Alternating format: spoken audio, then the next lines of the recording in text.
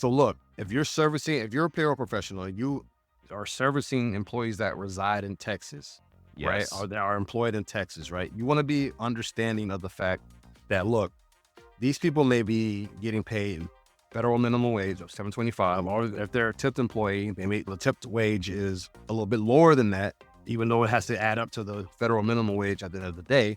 But you want to be more understanding of that, because there's a stat out there that I looked up that said that the recommended income to live comfortably in Texas, it is between $56,000 to $80,000. 725 times 2080. Wait, welcome back, folks. This is episode, is it 125? 125, yep. All right, because we took a little break, if y'all notice. A well-deserved break. Before we get into all of it, man, what is good, Walt? How you doing, sir? What is good, William? How you doing, William, sir? Walter Williams, look further. I'm good, man. WD. Yeah, W, yeah. Like, we got a funny story. Like, we talked about it with some guys earlier, and then Brian's gonna be a perfect segue for Brian to announce something for us. But we were having a conversation with some gentlemen earlier today, and about Brian met me when I was still going by my first name. But everybody that knows me, has known me for a long time, has called me by my middle name, or Bill for short, because it's William. Bill. Your mom is the one. You told me when you said your mom told you Bill. I was like, another name, bro? Like, what? Yeah, so like everybody in my family knows me as Bill or William or Will, or whatever. So I was like, you know what? I'm gonna start going by William from now on. And then this is after Brian and I reconnected. He was like, "No, bro, I can't do it." I was like, "How am I gonna do that? I'm always gonna call you Walt. Like I met you as Walter." It was tough. But then, and it was all, and I know you were just joking or whatnot, but like you was like, "Oh, something about respect," and I was like, "No, it was all love," because like I was just, I know you as Walter. I'm not gonna, but William is good. William, we can go William, man. Willie. Right, I tried it. I tried it already. I'm just gonna go stick with Walt. Man. Stick with Walt. That's it. Walt. Code name William D. Willie D. Willie D. Code name Willie D. No doubt, Billy D. Yeah, so the perfect segue for Brian to let us know. And I teased it on a little drop that we did, or I dropped while we took 2 weeks off, but the evolution of things have been right on time. Look, we just got signed to a new network, Work Defined. Go check it out. The links will be in the show notes, and it's a business network, right? As we fall right into and fit right into, as far as the podcast is concerned, both podcasts, right? Paycheck and payroll. It's about your paycheck. It's about payroll. And we're talking about these things develop. We're super honored and excited to be a part of this new network. There's a bunch of good shows on the network. Pete I got to look at his name every time to pronounce it. Teliakos. Pete and Julie, Payroll HR 2.0. We did a swap cast with them earlier, and these folks reached out to us, man, and they were like, "Guys, we've been hearing about you from other folks," and we were like, "What? Oh man!" So it was just a tremendous honor and just a right fit for us to keep evolving the show. So you'll hear more from that. We're gonna have the owners on the show at some point. We're gonna plan it up. William and Ryan, like how crazy, right? William and Ryan. And yeah, man, we're super excited about it. And that's the big announcement. And more to come. We'll keep elevating the show as we keep trying to deliver a really great product for our listeners, both on the payroll side and the paycheck side. And yeah, man, that's it. How you feeling about it? I'm excited. Always looking to grow and to change and evolve and deliver a good product to people. And so we're going to continue to do that. We're going to continue to do our best to remain relevant and to remain as loudspeakers for payroll and for employees. No doubt. That's how I feel about it. Dope. Yeah. So with that being said, let's get into it. Today we're talking about Texas. We're continuing our series on state, on employee. How can we say things employees need to start thinking about and being savvy about as it goes state to state? We cover some things on California. We're doing it in order of how many W-2 employees exist in that state. because we're like, what order do we do it in? And that let the data drive your decisions, right, folks? If Yeah. you're having trouble figuring things out, let data help you figure it out. And the data was California was first, most employees in the state, and then New Mhm. York, and then Texas. We're gonna circle back because we're continuing to evolve and just refine how we do this. And today we're talking about Texas minimum wage, just the minimum wage, right? Because there's so many little nuances and things that an employee should understand and should know, be aware of, be savvy Yeah. about. And then, of course, naturally for payroll pros, you're going to hear it and be like, whoa, what? I didn't even know that. So before we get into that, we can cover some pay news updates. And I think you are up first, Walt, with yours. Yeah, mine's going to be short and sweet. It's about a Texas man that was sent to prison for defrauding over $1 million in COVID-19 relief funds. So he Like the defrauded. PPP loan? Yeah. Yeah, a lot of So companies did that. that's from Houston. He was sentenced to 4 years in federal prison for submitting Dang. fraudulent small business administration, the SBA, Paycheck Protection Program, like you said, the PPP, Yep. loan application documents, and collecting money for personal use. Oof. So, yeah, Zane Khan, who's a 43-year-old resident of Sugar Land, was sentenced on August 7th of this year in the U.S. District Court of the U.S. District Court for the Southern District of Texas for 4 years. And like I said, in federal prison, immediately followed by 3 years of supervised release. He pled guilty to wire fraud on April 10th, and he was ordered to pay over $1 million in restitution to the SBA. Dang. Yep. But wait, he stole 1 million. What do you say? He stole 1 million? Over $1 million. Yep. So what is it? I wonder. I don't know. But is he serving the time because he can't pay the restitution, or is it both? I think it's both. He has to pay it. He has to do the time, and he has to pay it back. And he has to pay it back. Yeah. So you paying a little. He's gonna be paying a note for the rest of his life. Yeah, and he's a He felon. got something on it, unless he has it say. You invest. Yeah, unless he invested it word up, right? If he was smart, he flipped it. You know? But gosh, man, look, and that's what we trying to. If you're looking to explore fresh perspectives, dive into compensation tech, or just enjoy a lively conversation and debates about the evolving world of total rewards, you're in the right place. Welcome to Totally Rewarding Chats, where we discuss the future of compensation, benefits, talent, and all things HR tech. I'm Sean Luchins, VP of Product Strategy at Salary.com, bring years of product and development perspective. Joining me is the bow tie wearing, comp tech loving, experienced guru Paul Ryman, founder and managing partner of Novo Insights. Together, we'll be jamming with guests and sharing candid, unfiltered conversations about total reward strategy, compensation technology, talent trends, and anything else we find interesting in the world of HR. I do not look. If y'all want to go to prison, y'all go right ahead. But I am not trying to get to prison. That's part of the true crime stuff, and why we share this stuff is don't do this.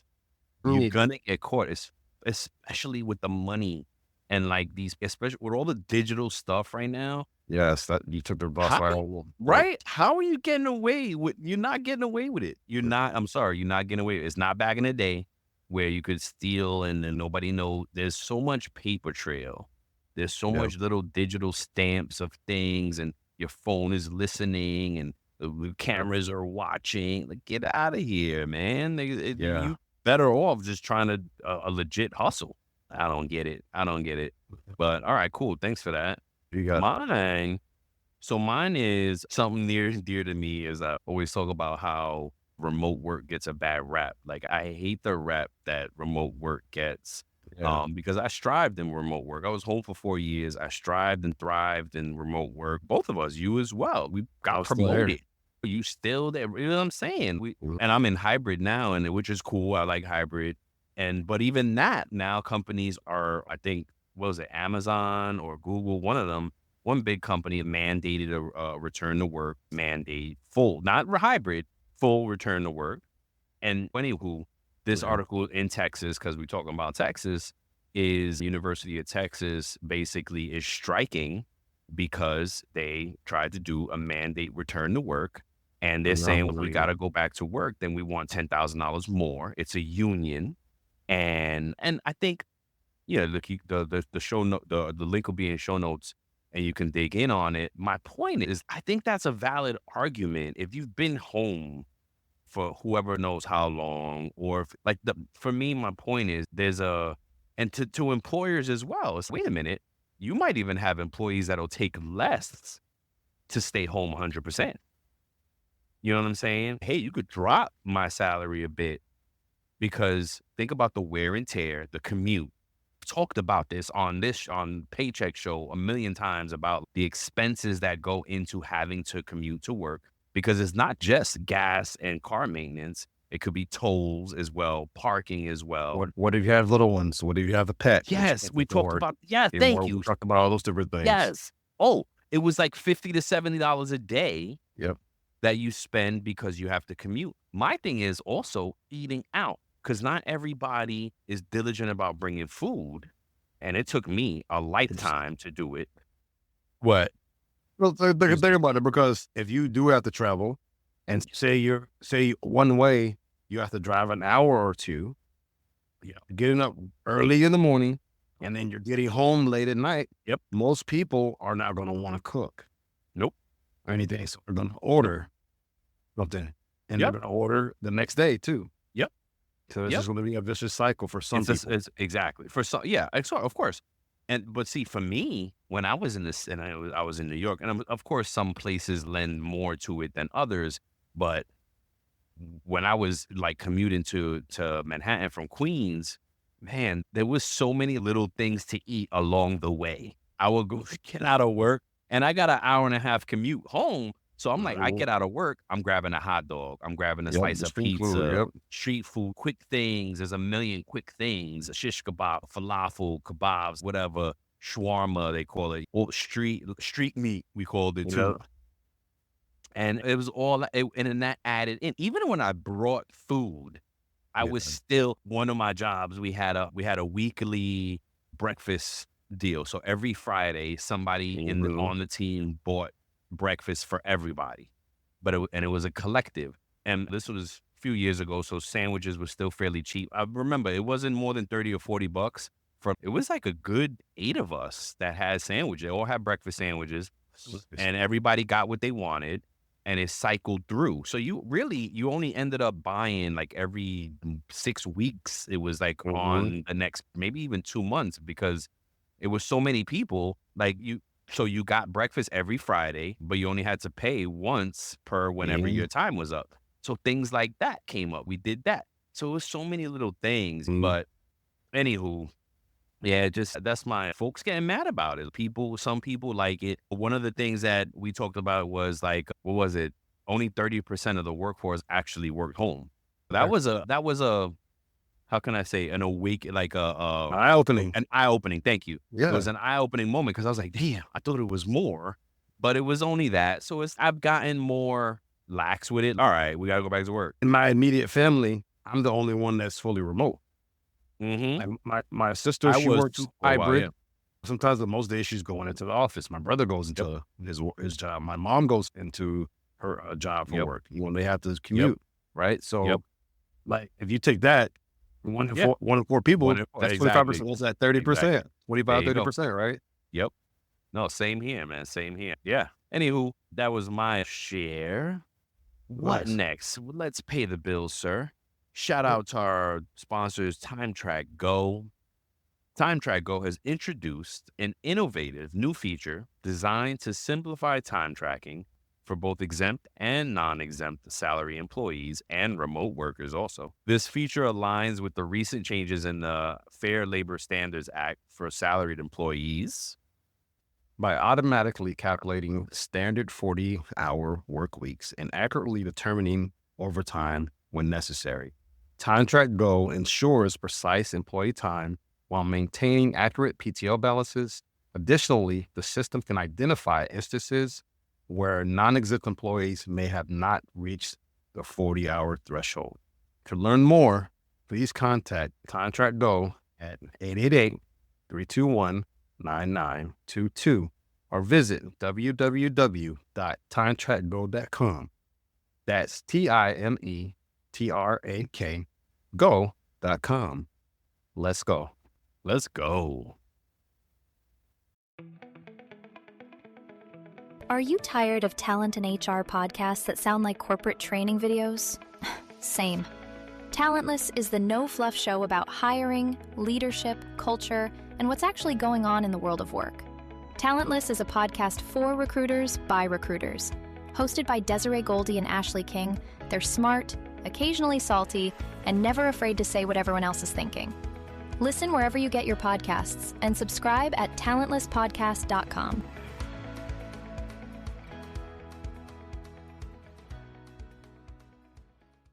And then now for the main event. Now for the We are juicy bits. talking now for the juice, for the nugget. So we're talking about Texas and specifically minimum wage. Yeah. And Texas, and the reason Texas is one of those states where what makes it interesting, and I've talked about this topic many times, it's a state that does not withhold income tax for the state. They Yep. have it on a federal level, of course. If you're a W-2 employee, 99% of people have to pay federal taxes. There are some exemptions there. We should actually talk about that one day. But on the state level, there's only like 9 states that don't do income tax at a state level. Now, it's a double-edged sword because you don't pay income tax, but employees don't actually have a governing body that protects them, that advocates, that acts on their behalf to get legislation and laws and things passed for their protection. Think about California, think about New York, and all the other 40 some odd states that have it, right? They have a protecting body, and California is a great example because they're super employee centric, meaning they really advocate for the employee, they protect the employee. So yes, you're saving money, but on the flip side, you don't have anybody kind of making sure you making more money or doing any protection. So Texas is one of those. So long-winded way to say the minimum wage in Texas is the federal minimum wage of $7.25 an hour. And that right there is your first downside. Whereas if you look at California and you look at New York, no, the minimum wages are double that. And it varies where you are in both those states. Like some towns in New York City, or rather industries, are more money, all these things. So I really wanted to dig into minimum wage in Texas and really highlight, look, minimum wage is only $7.25 in Texas. Sure, the standard of living is going to match and kind of be lower because of that, but it not always, right? Yeah. And it's still with all the prices and everything. With that being said, there are some exemptions to that rule, meaning there are some categories that they don't even have to pay minimum wage. Yep. So that's what I have to cover for us today. And I'm just going to share some of the categories that don't even have to pay the $7.25 minimum wage. So if you're in Texas, these are little things to be mindful of, both as an employee, if you're looking for a new job, and as a payroller, if you're servicing these industries. And if you're like, wait, why is they getting less than $7.25? You may know already. If you're a payroller about to go into Texas, be mindful because these things can happen. So some of the categories that don't have to pay the minimum wage are if you're a member of a religious order, and of course, it's while you're performing the religious duties. If you're under 18, you don't have to get minimum wage of a $7.25. If you're a bona fide executive, administrator, or professional, or you're commissioned outside salesperson or collector, if you're an elected official or member of a legislative body. Let me say that again because I bobbled it a bit. An elected official or member of a legislative body while you're performing those services, not just because so they don't have to pay you minimum wage. This one is if you're a babysitter or a personal caregiver in a private home. If you are in the state penitentiary or the local jail, and you're doing stuff for them. You don't have to get minimum wage. I think that one's kind of obvious, right? But Yeah. hey, just so you know, if you're a volunteer or a non-employee, that would kind of seem obvious too, because it's you're a volunteer or non-employee, but they spell it out Yeah, you need to just in spell it out. case. Heck yeah, just in case you don't know. Now you know. Mhm. What else? If you're a husband and wife employed by a non-for-profit educational institution, parents of children, that's I always tell people that there are no such thing as child labor laws when it comes to your child. If your child works for Mhm. you, the child labor laws don't apply. So this is another one there as well. This one was interesting. Handicapped persons under 21. Okay. And then what else we got? We got also employees of certain amusement or recreational establishments, employees of Boys and Girl Scouts of America, and employees of camps. And let's see, what else? Maybe some non-for-profit, dairy You got farming not-for-profit, employees. agriculture. Well, see, the agriculture one, you gotta check out because it depends. That's another one where there's exceptions to that exception. And then I think that's really it. That's all I'm gonna cover. The rest, go look it up if you still want to know. That's basically 99% of it. And then the rest kind of gets a little granular and gets a little Yeah, it does. legalese. You know what I mean? So you gotta Yeah. kind of go look it up. But if you're going into Texas, please be aware that there are some exceptions. And if you're an employee, don't get jobs in these areas because you can get paid less, right? Don't get, I don't know look, if that's what Try your not skill to. level's at, try then- not to. well, if you have to and you're okay with living that, you can make ends meet doing Yeah, that for your fine, life. fair. Like, Yeah, look, you're right. like, you have to go in there with an understanding of what you may be You're paid. right. Right? Yes. So go in there Thank you. equipped and understanding. That's just my opinion. Right? No, Yeah. absolutely. No, that's a good one. That's a good one. Be savvy. Go in there Yeah. savvy, and you may be able to negotiate a higher rate or get yourself to minimum wage. Right? Yeah. And look, go ahead. No, in any state for that matter. Yeah. This is the point. In any state you're in, there's these exceptions. Go Yeah. look at that. If somebody offers you a crazy rate and you're like, what? How much? To Yeah, go yeah. get savvy around what's going on in your state because it could be, that could be it. That's all I had. And look, I'm just going to touch on the employee piece a little bit because Yeah, for Brian sure. talked to the minimum wage piece of it is like really who is involved and something that you may have known as a payroll professional, you may not know. Or if you're Yep. an employee listening to this and you're thinking about like Brian's point, you're thinking about going into a certain sector or Yep. industry, this is something for you to potentially learn about. And Yeah, you look, gonna make minimum money. minimum wage, I was just joking. the federal minimum wage, Not really. look, really, if it's the federal minimum wage usually impacts the hourly folks, right? Because Yes. salary folks do have a set or fixed pay. And there's a threshold, a salary threshold, if you're classified as a salary employee in Texas, that employer has to require. Yep. What do you guys say? No, Texas was trying to fight that though. Yeah, So I know. that's another saw thing, that. right? Texas was trying to fight that. Be careful where you at. Be Yeah. employees. And that's what I really love about it. Employees, beware. Look up the stuff that's happening in your state. Yep. Listen So- to the show. Get that Yep. free game. So you have to really understand if you are making a minimum wage, what are things you could leverage as an employee? You need to know what the rest and meal breaks are and Yep. what employers can legally do and what they can't Yes. legally do. Yes. And they're required to provide you with paid meal breaks or unpaid meal Yes. breaks or rest breaks, right? Great You know, call out. And like because there might be some exceptions for certain Yep. job categories. Yep. So, right. And like to Brian's point, you want to understand what your employee rights are. And right, you may have some rights regarding minimum wage, like you may have some leave entitlements, FMLA entitlements, right? Workplace safety. You need to be. If they're paying you that little, then hey, they should make sure that you're safe, at least safe on the job that Yes. you're doing, right? Conditions Or- that you're doing your job. Yep. You want to make sure that you're protected against discrimination and retaliation.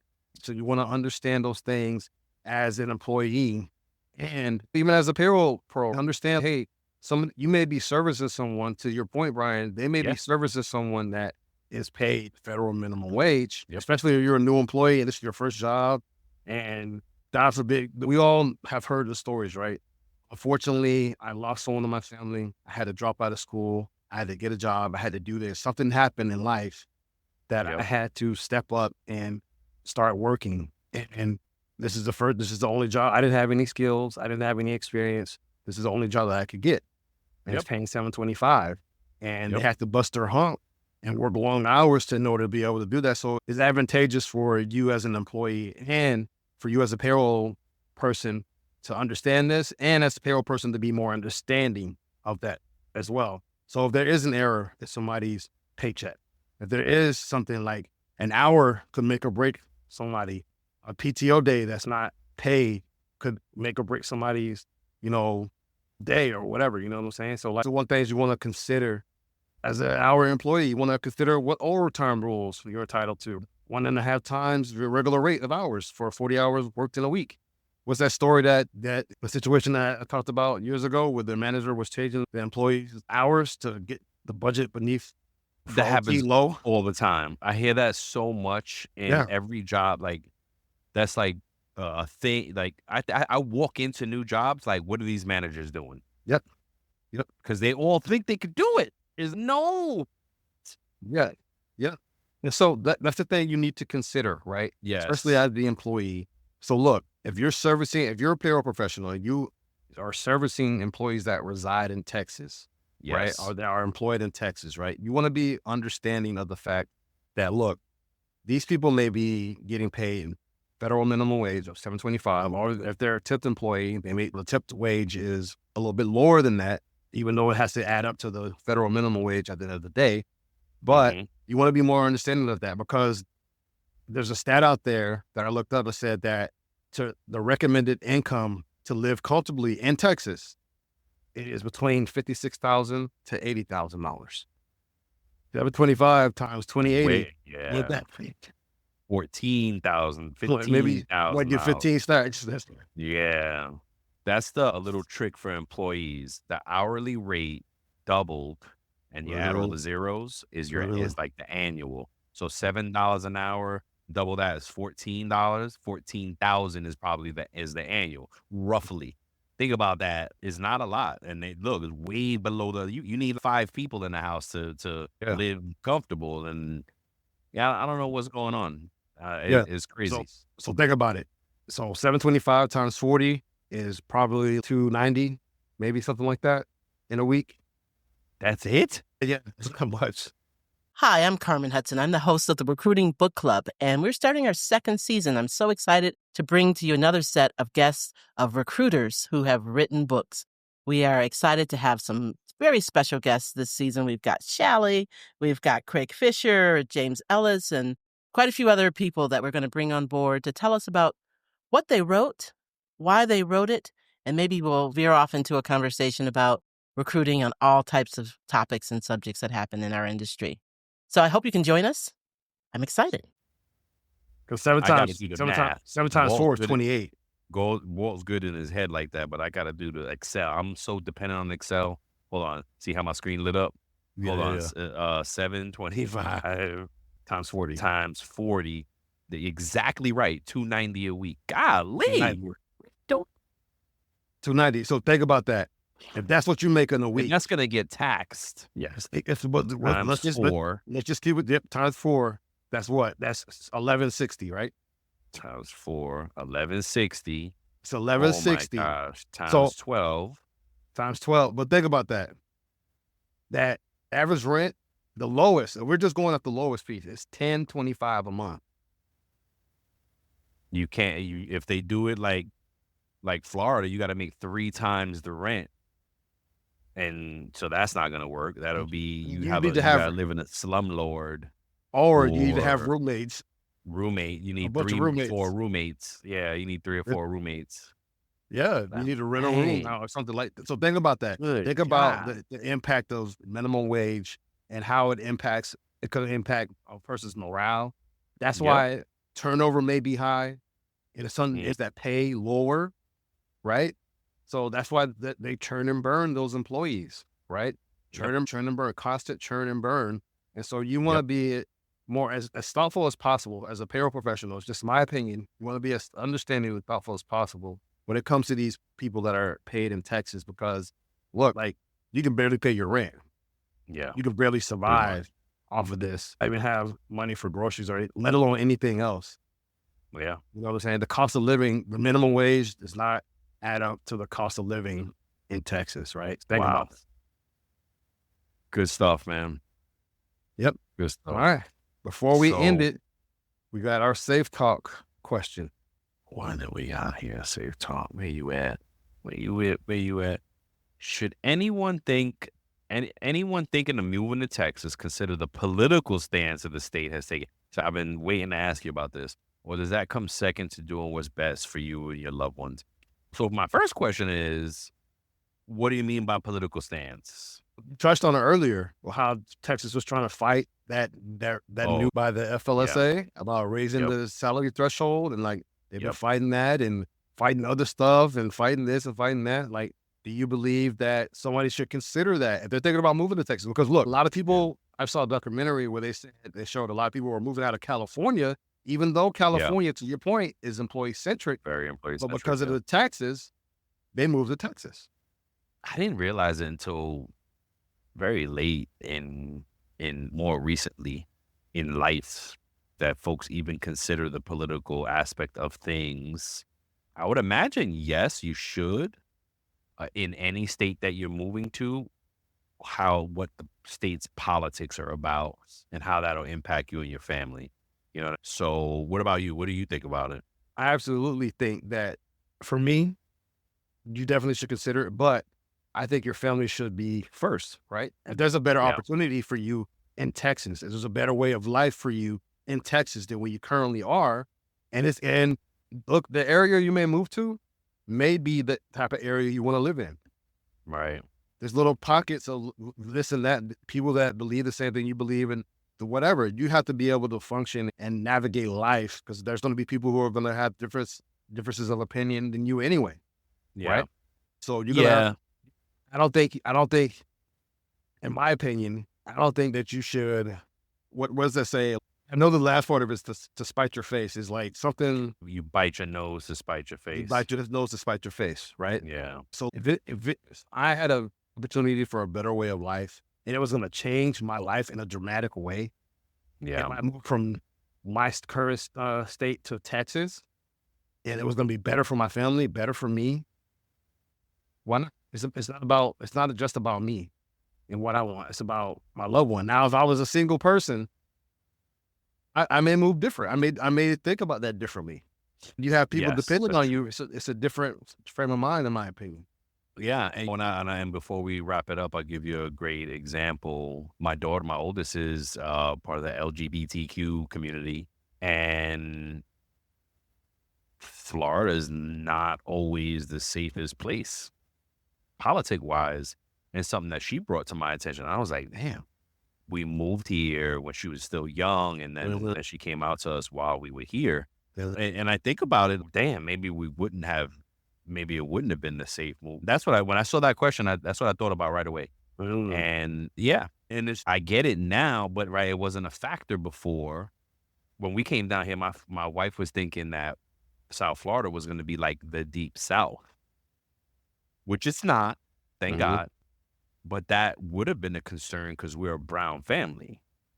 And it's crazy because I'm pretty light, but in the deep South, they see my one drop ass language, right? And then when you talking about some deep racism to the racist folks, if you have one drop of African blood, you are black, right? Now, I've done my DNA, and I am pretty much 50-50 European African. And I have some Taino in there too. Not as much as I would like to claim, but it's 50-50 black and white or African European. And so I'm definitely black. And then when I spent some time in the deep South working, it's funny because when I came back to headquarters, and it was while I was living here in South Florida, somebody referred to me like, oh yeah, that black guy that was just here. I'm like, I'm pretty light. Like, I could fool some, right? Like, sometimes I would imagine I could fool some people. I didn't fool their ass. They was like, that black dude that was here. And I was like, dang. You know what I mean? Look, one of the things, you're absolutely right. One of the things that kind of helped me is what a supervisor said to me, my direct supervisor, she said, think about companies looking like the United States, right? Mm-hmm. Most companies may have that same setup. You might have some people in the company that are inherently or subconsciously prejudiced, racist, sexist, homophobic, whatever their beliefs are. Yep. And you have to be able to navigate that no matter where you are in life. You can go Yep. from one company. You can be in the state of California, who's really employee centric. There's still Yep. racism there. There's still Yeah, sexism there. absolutely. There's still all the Yep. isms are still there. Well, the isms Ma- are everywhere. Yeah, they're everywhere. real. Well, no Yep. matter where you go, you're gonna find an ism, Yep. right?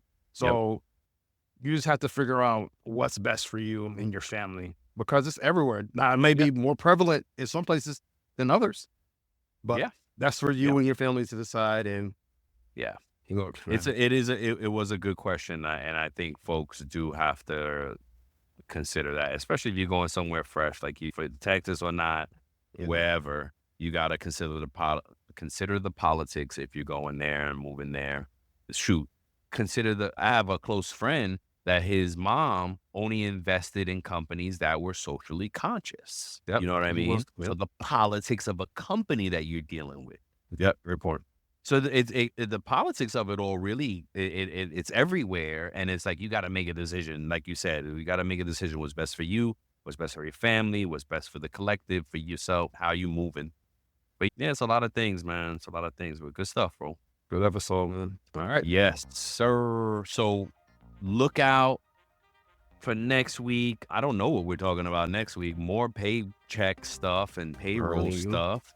Check out Work Defined Network. There are a ton of great shows on there. You're going to start hearing more about that on the show, and we'll be advertising and promoting those episodes and those different shows out there. We're looking forward to it. Bringing great new I know they got some HR stuff. They got some employee stuff. They got our friends Pete and Julie from HR Payroll and HR 2.0 out there on the network. So I'm super excited, and more to come, man. Let's go. Shout out to Time Track Go. This episode is brought to you by Time Track Go. Let's go. We love you. Peace. Peace. Before we sign off, here are a couple quick things. Don't forget to follow It's About Payroll on LinkedIn and It's About Your Paycheck on Facebook and TikTok. Thank you for being part of our payroll community, and thank you for being a part of this journey with us. Until the next time, keep learning, keep growing, and most importantly, keep going.